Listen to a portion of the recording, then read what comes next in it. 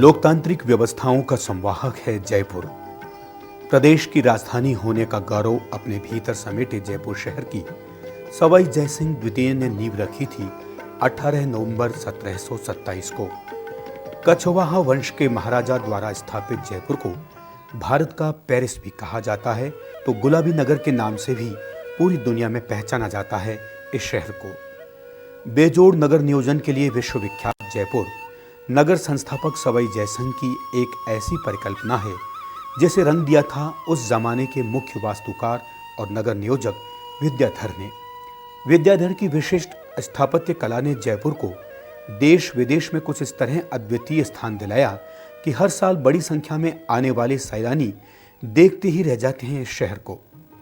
चतुर्भुजाकार जयपुर की बनावट असल में प्राचीन शिल्प शास्त्र में वर्णित सिद्धांतों के अनुरूप है। पूर्व और उत्तर में अरावली की पर्वत श्रेणियों से घिरा जयपुर अपने ऐतिहासिक और रमणीक स्थलों के लिए तो मशहूर है ही, सवाई जयसिंह द्वारा बनाई गई उस वेधशाला के कारण भी मशहूर है, जो न केवल सूर्योदय, सूर्यास्त और नक्षत्रों की जानकारी देती थी, वरन उसका खास अंतर्राष्ट्रीय महत्व भी है।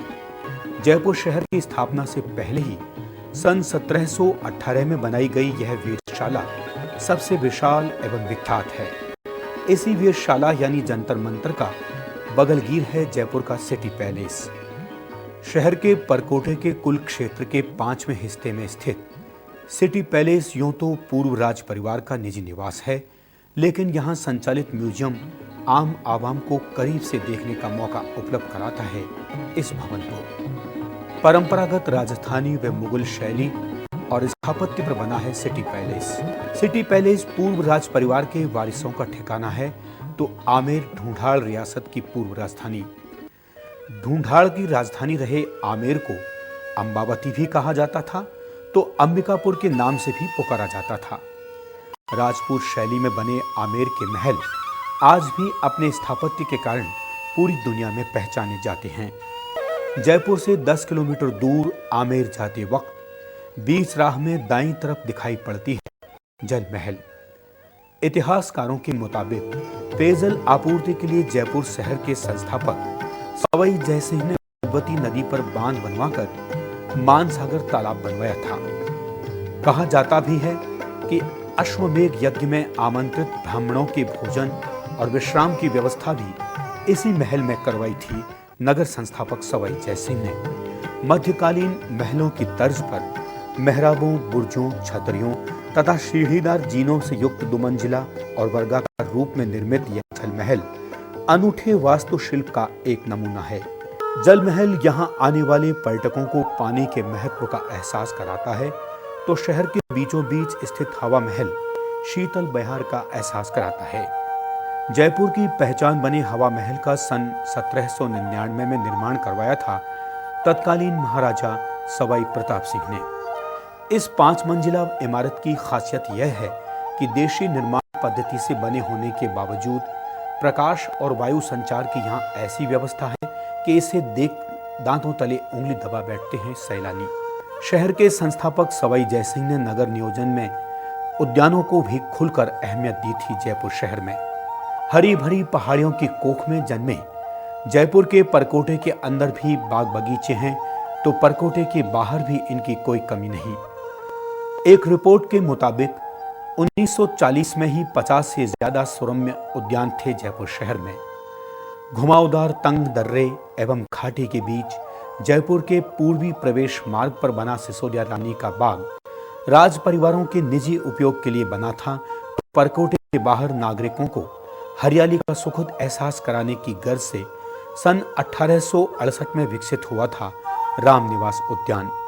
जयपुर के महाराजा सवाई मानसिंह द्वितीय के जमाने में निर्मित इस उद्यान में संग्रहालय भी है तो जंतुआलय भी है। यहाँ पौधशाला भी है तो पक्षीशाला भी है। यहाँ स्थित अल्बर्ट म्यूजियम की नींव का पत्थर प्रिंस अल्बर्ट ने महाराजा राम सिंह द्वितीय के जमाने में रखा था। उन्हीं अल्बर्ट के नाम वाले इस संग्रहालय में रखी वस्तुएं अब कला प्रेमियों की जिज्ञासा जगाती हैं। उधर यहाँ स्थित जंतुआलय वन्य जीवों से प्रेम का संदेश देता है आम आदमी को। गुलाबी नगर में स्थित बाग बगीचों ने जयपुर को उद्यानों के शहर के रूप में प्रसिद्धि दी है, तो यहाँ स्थित मंदिरों ने आस्थावानों के बीच छोटी काशी के रूप में मशहूर किया है जयपुर को।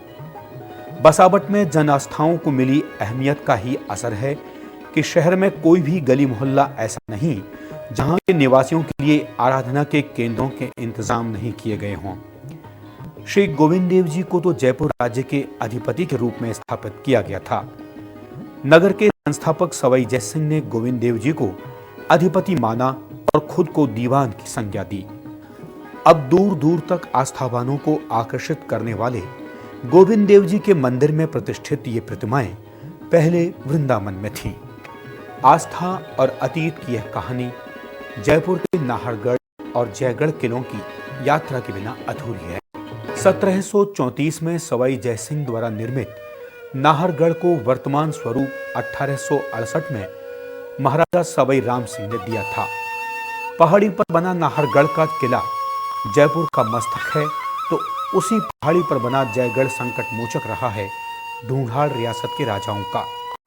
अब देश विदेश तक के पर्यटकों में कौतूहल जगाने वाले जयगढ़ का निर्माण तब सिर्फ राजा महाराजा के आपातकालीन निवास के रूप में किया गया था।